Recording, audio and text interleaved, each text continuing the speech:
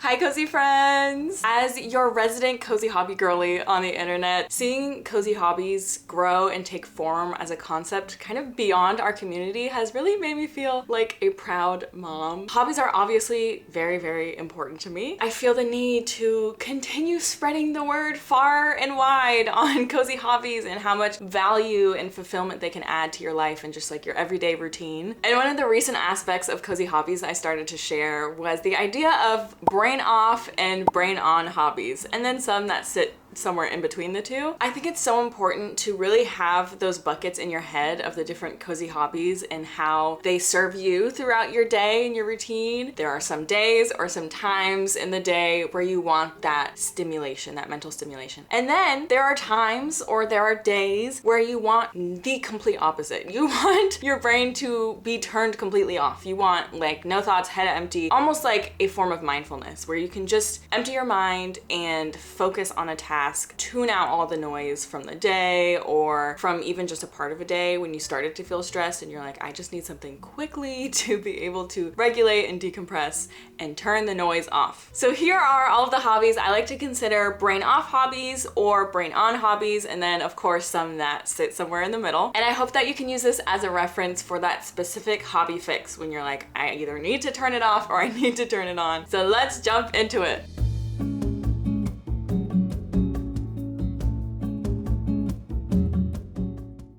All right, let's start with the brain off hobbies. Personally, these are some of my favorites. I love being able to just lose myself to a hobby, lose myself to a moment, and either be able to be really mindful or be able to just feel like all of my senses are occupied while I'm able to engage in something fun and exciting and like create something out of nothing. So brain off is gonna mean something different to everybody. I'll tell you my metric though. My metric is, can I listen to an audiobook while I'm doing it? That's literally it.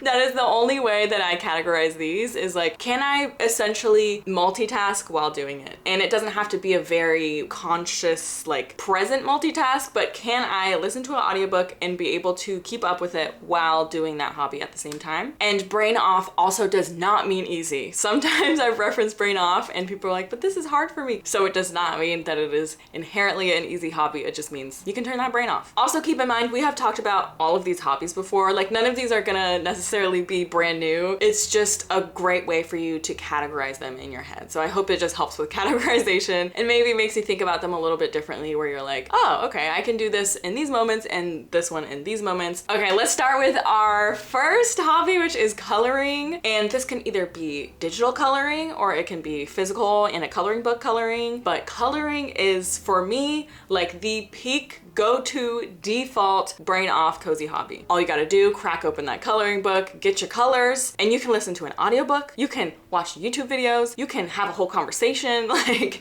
I do so many things when I'm coloring, and I think that's just such a good way to add a little bit of fun, a little bit of activity, a little bit of slight brain stimulation and creativity stimulation while you're still decompressing in the ways that you like to decompress. So if you like to end the day with a YouTube video, if you like to binge your shows or your movies, if you like to get through your spicy audiobooks, okay? This is just something that you can kind of add on top of that routine to just add like a little creativity, a little fun to your day. And I also think it's a really great way to regulate your emotions. So like if you're feeling a little stressed, if like something suddenly came up, just do one coloring book page. Like just have one page that you can go to after you have like a stressful event and you're like, I need to decompress. You will be amazed at how much more calm and just relieved that you feel. And it also kind of allows you to escape into your head and get into that mindful moment where you can connect with what's really bothering you or what's really stressing you out. So while it is brain off, sometimes brain off is what allows us to get to that emotional analysis method that we need to be in, versus some brain on hobbies, you're kind of too focused on the hobby itself to be able to get into that mindful zone. So that's what I also love about these brain off hobbies, is it can really help push you into processing feelings, processing events that happen to you throughout the day, and just really being able to regulate after a long long day. And like I said, this can also be digital. Happy Color is one of my favorite coloring apps. It's free, and they also have so many different varieties of coloring pages. So if you like to color food things, there's food things. If you like to color nature things, there's nature things. If you like to color people, there's that. So it's great if you don't really love the idea of having to buy a bunch of coloring supplies. Definitely look into something like Happy Color. Okay, the next brain off hobby is scrapbooking. Now, this one is so perfect for getting into that mindful, just creative headspace where like nothing else is in your head except for pulling together that scrapbooking page. Sometimes you start it without a plan and then you just kind of let the creativity guide you. Maybe you can sketch out what you want it to look like roughly in the beginning, but then let the creativity flow. And I also think this is a challenge brain off hobby for some people, because I think a lot of us who tend to be perfectionists and really want everything to be perfect can just think too much about some creative hobbies. Like, we really can just put so much pressure on some creative hobbies where it's like, if I scrapbook, it has to be the best scrapbook I've ever scrapbooked and anyone's ever scrapbooked in the entire universe. And so then you're sitting there with a blank page and you're like, this has to be perfect. I have to make this the most beautiful scrapbook ever. And then you either don't end up actually doing it, or you just spend so much time on the perfection of it all that it just doesn't become fun to you anymore. And so when you challenge yourself to allow some of these hobbies, especially the brain off hobbies, to just get you into that headspace of having your brain off, turning the thoughts off, and just getting lost in the creativity, you will enjoy it so much more, and you won't get stuck in that headspace of perfection and overthinking and overanalyzing. Similarly, junk journaling, I think this one's even easier to just get lost in the creativity of it all because there's so little pressure with junk journaling. Junk journaling is just throwing together a lot of your mementos and a lot of things that are like hanging around, or like scrap pieces of paper, scrap stickers, and just throwing it all into a journal. It's very low pressure, very low stakes. And so if you are someone who's like, yeah, easier said than done, Kennedy, I can't just like turn off the perfectionism brain for scrapbooking, definitely look into junk journaling, because I think junk journaling healed my perfectionism when it came to scrapbooking. Being able to just throw everything into a journal with no expectations of it looking cute or like having a cute aesthetic, that definitely allowed me to tap into that like brain off, creativity on mindset, where I could then apply that to scrapbooking, and it has been very rewarding.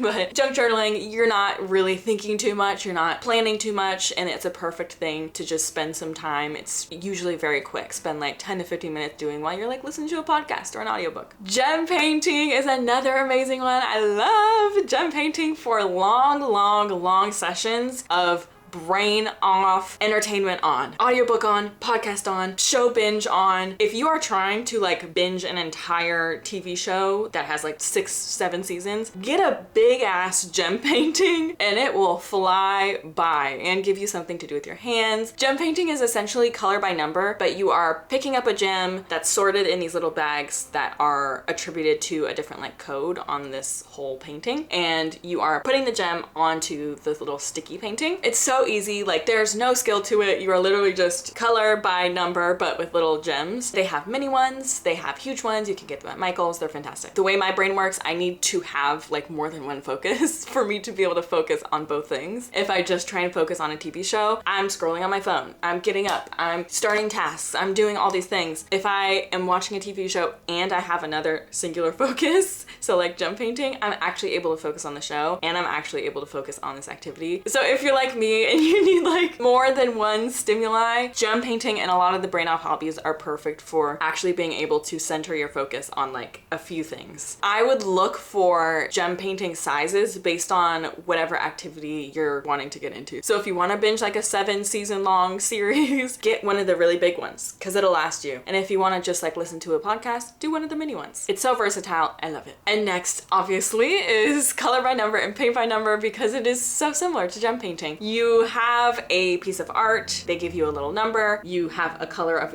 either a painting or marker or sticker. There's also sticker by number, and you just assign it to the number on the painting. Eventually at the end, you come out with a beautiful, beautiful painting that you made without having to have any artistic skill. You just needed to color in. It's fantastic, and it's another great way, just like gem painting, to be able to get lost in creativity, get lost in manual, hand-based tasks task, but be able to do other things either in your mind or in the world where you're like listening to an audiobook or watching something. Next is cross stitching, and this is one of the few textile crafts that I would ever put into brain off. I think most textile crafts, for me in my experience, are either very brain on or like somewhere in the middle. Cross stitching I think is so simple, so straightforward that you truly can just get into the routine of it, just making the exact same X stitch. It's just one over, one over. You do have to follow the pattern, but at the end of the day, you're just doing a single stitch that's the same, exactly the same the whole entire time. And you can, what's my test? Listen to an audiobook. Next is craft paper art. This is what I've talked about in a lot of my recent hobby videos because it's just such a fun one that really has endless limits. Like you can go as far as you want to in complexity or keep it oh so simple. And then at the end of the day, you have this cute little work of art that you can frame, you can put in your scrapbooks, or you can just keep a collection of them somewhere. You can do it with friends, you can do it with a partner. If you have kids, you can do it with your kids. Essentially, you're just creating art out of craft paper, and you can follow guides, you can just wing it. Either way, you're really just cutting paper and then gluing it. That is the most simple mechanic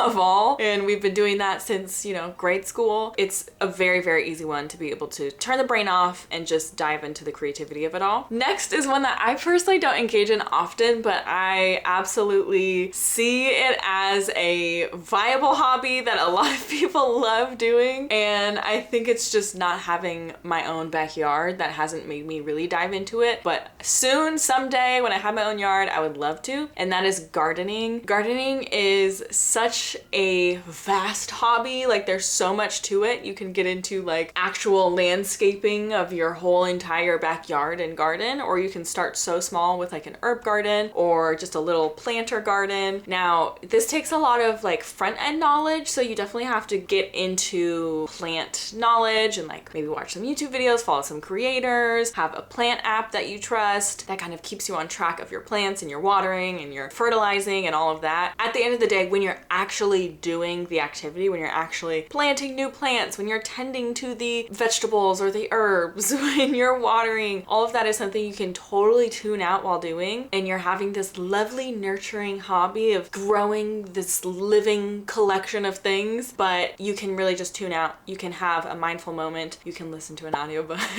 or listen to music, listen to a podcast. Like you can lose yourself in nature, you can lose yourself in media, you can lose yourself in your thoughts. It's such a centering, cozy little hobby. Like I said, I don't have that much experience with this, so if you guys have some tips and tricks of jumping into gardening, definitely leave it in the comments. We would all appreciate it, but I'm coming for it in the future. I'm coming for it in the future. When I get my yard, okay, I'm coming for it. And the last one on the brain off hobby list is oil pastels. I don't often include very creative art-based things in the brain off hobby category because to me, creativity can really just take a lot of brain power. I think even if you're trying to just be free flowing with it and not think about creativity, creativity does take active thinking and brain power. When you are having to come up with something to actually draw, it's just a little harder. It just takes a little more brain power. Now, oil pastels, absolutely you have to come up with something to draw, but I think the medium of it makes it so much more easy to lose yourself in. I think there's a lot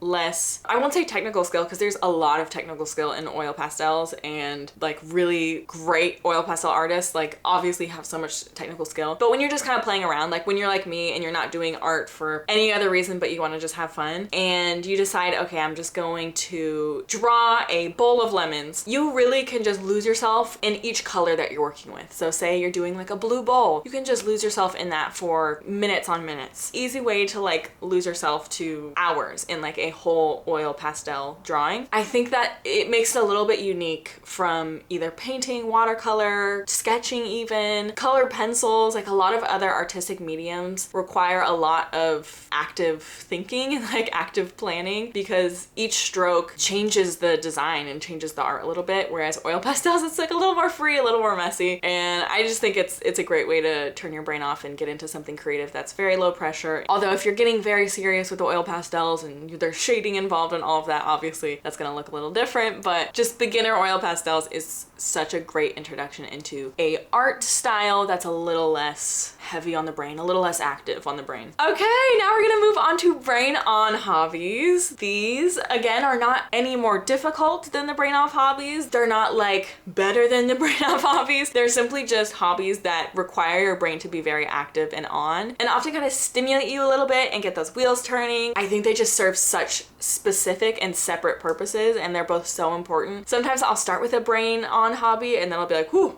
the wheels are turning. I need to jump to a brain off hobby to kind of wind down for the day and then be able to sleep, right? But sometimes I'll be like, I need a brain off hobby to regulate after a little stressful moment. And then, okay, now I'm ready to read for the rest of the night. I'm ready to have a brain on hobby. So I just love that both of these categories offer something so specific for whichever need that you have. But let's get into our brain on hobbies. Number one is reading. Like I said, reading is such a great brain on hobby to still escape away into, but you have to be active. Like you have to be active. To me, this is not audiobooks. Audiobooks I can do other things with. It's usually like physical books or Kindles, things like that, where you have one singular focus, and that's reading the words on the page. Getting lost in that story is active, but it's still very escapist in nature. It's still a way to regulate your emotions after maybe you have a stressful day and you're like, I just need to not think about my life for a little bit and I just need to calm down. Do that by escaping into another world, and then you're able to come out of it and be like, okay, let me now turn back to my life. And I think that's so special. It's such a special thing about reading, and I think a lot of us that were readers absolutely used that as a mechanism growing up. And I think because of that, it's always going to be a very special part of my hobby routine and my life and daily routine is just escaping into a good book. Next is crosswords. Simple, straightforward. Crosswords, you can find them in newspapers, you can find them free online, you can find daily ones for free online. I use the New York Times ones because I have a New York Times subscription. I don't do them every day like I used to at the beginning of the year, but I still appreciate here and there just jumping in, doing a little crossword. It's great for like a little moment where, say you're in the middle of work and you're like, I just need a second, and normally you would go to scroll on your phone. Turning to a little crossword is a great way to keep the wheels turning, keep the brain active, do something a little more mindful, do something a little more analytical, something that gets those synapses firing in your brain, something that helps you like recall things, it helps your memory function. And if you haven't gotten into crosswords, I would definitely start with something like the New York Times daily minis, because those are free. You can just go online, do the daily minis, and then if you realize that you like it, you can maybe get some crossword books, or in your local newspaper you can do the bigger crossword each week. Very similarly, the next one is mind puzzles. So I like to use the ones on the New York Times Games app. That's a mouthful. The New York Times Games app. There's so many on there, but there's also just so many games out there. There's like free websites. There's games even on like Switch that you can get that are mind puzzle-y type games. But I like to use the New York Times ones because that's where I have the crosswords. So it's just this all-encompassing little app where I can do crosswords. I can do little mind puzzles, little brain teasers, all in one thing. But my mom and my brother always send their results to me, and I'm like, thanks guys. Sometimes they're challenging, which is good because you're like, what the heck? Like, I don't, whoever wrote this is dumb. And then other times you're like, yeah, I'm the smartest person in the world. Like, yeah, I got that in like 2 seconds. It's a fun range of those two emotions throughout the week, each day. And it really just gets those wheels turning. Like I said, the wheels are turning in a way that doesn't make you feel like, oh my God, I just wasted an hour doing nothing, consuming things that just added no value to my brain. Instead, you kind of feel like you did something. You feel a little bit accomplished and you feel like you worked those brain wheels a little bit. The next in this category is tabletop games. These absolutely require that brain to be on. If y'all have seen those TikToks that are like someone explaining board game rules to me and it's just absolute gibberish and they're like, it's okay, you'll get it the first time we play. We'll play around. The brain's gotta be on for these a lot of the time. But it is such a good hobby for adding fulfillment, adding fun, adding something new to your life, especially when you have like friends over, families over. If you just want to add something new to your routine with your partner at home, with yourself, there's a bunch of solo tabletop games you could play. When you think tabletop games or board games, I feel like you think of like chess and rummy and life and Monopoly, and those are all fine and dandy. Add those into your hobby list. But there are also so many good tabletop games out there that have to do with like beautiful cozy birds or like running a tea house. There's a Stardew Valley board game. Like there are so many tabletop games out there. I would absolutely implore you to look into them. Just see if you want to add that into your routine as something that's just a little bit different than maybe watching a show or watching a movie. You know, like if that's your go-to, that's great. If you have your shows and your movies you like to watch after a long day, but maybe throw in a board game every now and then. Throw in a tabletop game and see if that doesn't jazz things up a little bit. All right, the next one is vision boards. Oh, I love vision boards. I love vision boards. It's important for setting goals. It's important for shaping what you want your life to look like. It's important for keeping those goals, hopes, and those images of what you want your life to be like in the forefront of your mind. And while making them, it is such a mindfulness practice where not only are you going to have this end result that you can put as like your phone background, your computer background that you can constantly see, you can print it out, put it on your wall, something that is a constant reminder of what your goals and your ideal life is, or just like mood, just what you want the month to feel like. Like it doesn't have to be as serious as like these are my life goals and I have to get these things. It doesn't have to be that literal. It can just be like I want to invite this mood and this feeling into this month or into this year, and you get to look at that every day. Not only is the end product important, but making it is cementing those things in your consciousness, in your subconsciousness. It's a process of really narrowing down what's important to you, reflecting on it, ruling out what isn't important to you. This is very brain on for me because you really have to be consciously thinking about like, okay, what is it that I want? Very present, conscious decisions that you have to make while you're making your vision board. And I think it's a lot harder for it to be a little more like brain off, putting on an audiobook and just like doing whatever. Like you really have to think about what matters to you. I know people do their vision boards a little bit differently. Like some people it will just be a little more casual and just like throwing pictures together, and maybe that's a little more brain off for you. But I think when you want your vision boards to have a function of inspiring you and guiding your life, I think this is absolutely a brain on hobby, and it's a great one. Okay, the last one in this category is creative writing. I love the idea of creative writing as a cozy hobby and not as something that is only a career. I talk about this a lot because it's so important to me, but all cozy hobbies, all hobbies are important to look at, not as something that you have to excel at, not as something that you have to be the best at, not as something that you have to ultimately monetize or something that has to serve some function to your life. The only reason we should engage in cozy hobbies at the bare minimum is just to have fun, just to enjoy ourselves, just to have a little escape from life and just add some whimsy to our life. When we engage with hobbies that way, it is so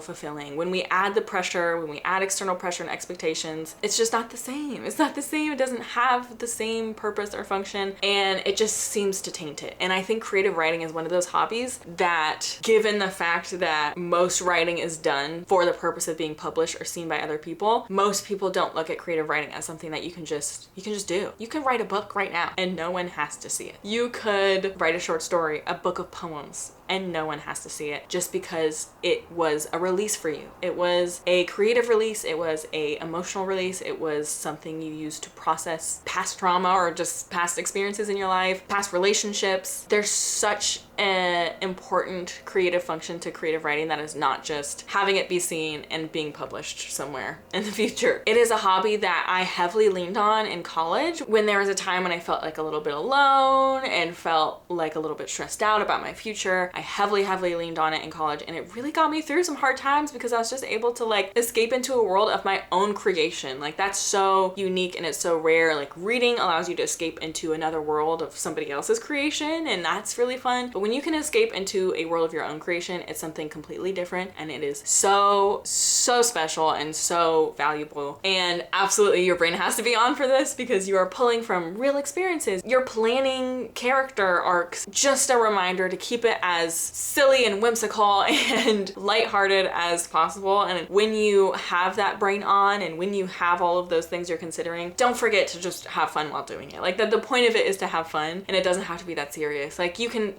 make the silliest story with 0 character arcs and no plot, and that can just be a fun release for you one evening. Or you can get really into it and really serious and like really plan things out. Either way, have fun with it. Creative writing should be an absolute joy and shouldn't stress you out, and you shouldn't be like, this is going to see an editor and a publisher at some point. Write it as if no one is ever gonna see it. Period. Okay, so we've done all of our brain off hobbies and all of our brain on hobbies. There are some cozy hobbies that sit somewhere in the middle. Like, it is just hard to put them in either category. These are those. The first is Lego sets and building sets. This is in this category because sometimes they are so easy, you could literally be like breakdancing while doing them. You could be doing 10 other tasks while building a Lego set because it is truly that straightforward. Some of the Animal Crossing Lego sets are like, you might not even need the directions, like you can really just put them together. And then some are so complicated, it takes weeks. There's like multiple books involved, multiple instruction books, there's multiple pieces, like it is like an engineering feat. There's two ends of the spectrum. They can fall anywhere in between. Same with building sets. There's some really easy building sets, and then there's some complicated ones, like even the ones that slot into your bookcase and they're really cute and they have a functioning light. Some of those are really difficult. You gotta really follow the directions. So because there's a range, I'm putting this right in the middle. I love Lego sets and building sets as a hobby. I think it's such a great way to zone out sometimes and just get lost in a project, and something that's so fulfilling to see this end product. But yeah, it does have a range of like, there are some really brain off ones, and then there's some really brain on ones that you really couldn't,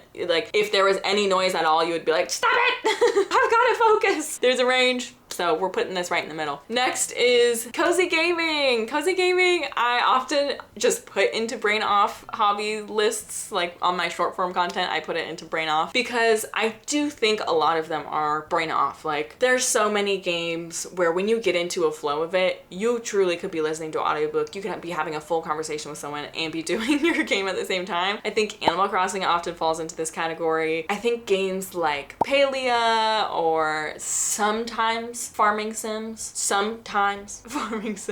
games where you can really just like run around and explore, a lot of the time are brain off. However, there are so many brain on games. There's a lot of brain on games that are narrative, where you really are focusing on the narrative. It's like reading a book, you know, but it's experiencing it in a game. There's games that are campaign based, where you're moving through a story and like suddenly you have a fight sequence and you've got to focus. You can't just be like not focusing. There are farming sims like Stardew Valley, where if you are not paying attention, you could lose it all. You could lose it all. You could be in the mines, you could pass out because you didn't realize it was 2 a.m. and lose everything. Not everything, but something that's really important to you, and then it scars you for the rest of your life, like a butterfly hutch. Okay. There's a spectrum. Similar to the Lego sets and building sets, there's a spectrum. There's always going to be a spectrum. There are some brain on ones. There's some brain off ones. If you guys have any recommendations for cozy games that are brain off or brain on, I want to hear them in the comments. I hope other people would appreciate that, but I absolutely would appreciate just seeing how you guys categorize the games that you play. There's so much conversation around cozy games and like, is this game really cozy because you have to do so many things and you have to really focus? Or like, I don't like playing this game at these times, but I like it at other times. And I think that some people maybe need to hear that like certain activities aren't meant for all the time.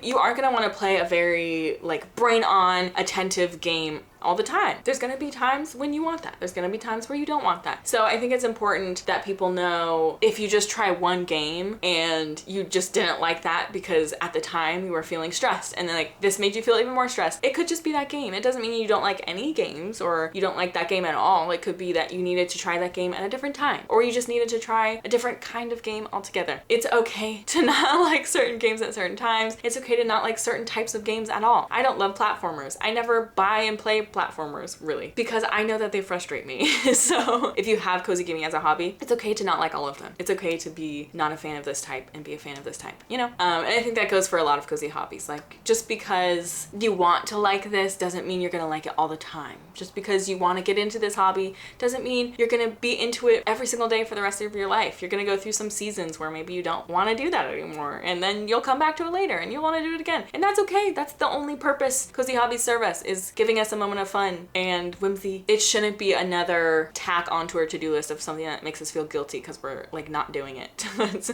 absolutely should not ever get to that point. Next in this category is puzzles. This one, similarly, there's a range where like there's more complicated puzzles, you'll have to be a little more mindful. There's easier puzzles where you can kind of be distracted. But I do think puzzles in general are a cozy hobby where at different times throughout the process of completing the puzzle, it's brain off versus brain on. My mom's side of the family loves puzzles, okay? They're Midwest Minnesotans. Okay. They love puzzles. And so I've been doing puzzles my whole life. And there's been times when I'm doing a puzzle and I'm like, shut up, shut up, shut up. I need to focus. And I have to like quickly do a little thing that I'm like hyper focusing on. And then there's other times where I'm like having a conversation, I'm watching a show we have on TV, and I'm like, oh, found that one piece. Dang, that's crazy.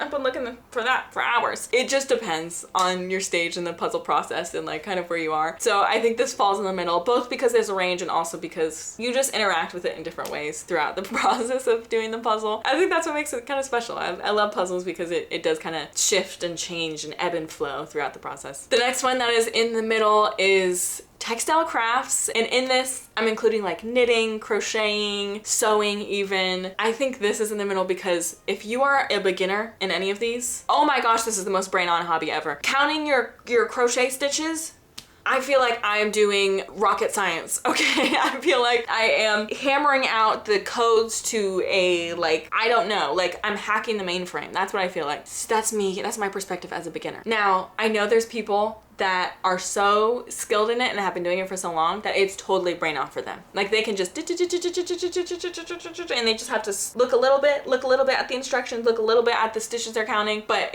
barely. And they're able to just get through projects, and they can watch shows, they can listen to audiobooks and just lose themselves in it. So that's why it's in this category, because for some people, absolutely can be brain off. For others, absolutely brain on. And then when you're kind of in the middle of the skill level, I think it can be somewhere in the middle. So this one definitely sits on the fence. And the last one in this category is clay crafts. So this can be like air dry clay, this can be polymer clay, but I think that this is another one where your skill definitely affects how you're approaching it. So in the beginning, it's gonna be very brain on, and you're really gonna be figuring out how to get down certain skills and how to get down certain techniques, color mixing, and how does this attach to this, and how can I make this look more realistic? And when you're a little more experienced, I think all of that becomes second nature. So you can really just do it muscle memory. But I also think this is similar to puzzles, because throughout the process of making it, there's going to be times that are a lot easier. Like when you're rolling out a piece of clay, you could be doing whatever. You could be doing cartwheels, right? Like you could be rolling out a piece of clay, reading if you wanted to. That's just one part of the process. And then as soon as you have to get into like details, you have to be very focused and very brain on. So I think it's a little more complicated in its process, where some things are a little more brain off and some things are a little more brain on. That is everything. Those are all of my categories for our classic go-to cozy hobbies and how I categorize them into brain off versus brain on versus somewhere in the middle. Thank you so much for letting me yap about my passions. I always appreciate it, and I always love to chat about cozy hobbies. It's my favorite thing on this earth. Just another reminder that we do welcome hobbies into our lives just to add fulfillment and fun and whimsy, not to put pressure on ourselves, not to be the best at it, not for it to even be good. It can be terrible. It can be the worst end product ever, and it doesn't matter because we had fun doing it. The outcome does not matter. The journey and the experience of doing the hobby is the only thing that matters. And absolutely do not compare yourself to others and their process and their journey, because everybody's is different. If your oil pastel drawings don't look like Ethel's 2 doors down, it doesn't matter, okay? It does not matter. And then if it takes you 5 times longer to complete a puzzle than Gertrude, it also doesn't matter. As long as you have fun and you focus on having fun and you focus on having something to escape to and help regulate your emotions and help you wind down, that is all that matters. All that matters is that you took the time to pour back into yourself and have fun. I would love to hear your thoughts on what you categorize as brain on versus brain off hobbies, or if you categorize them somewhere in the middle. And if you have any more to add, I always appreciate more hobby ideas, especially the cozy ones. I love you, stay cozy, bye!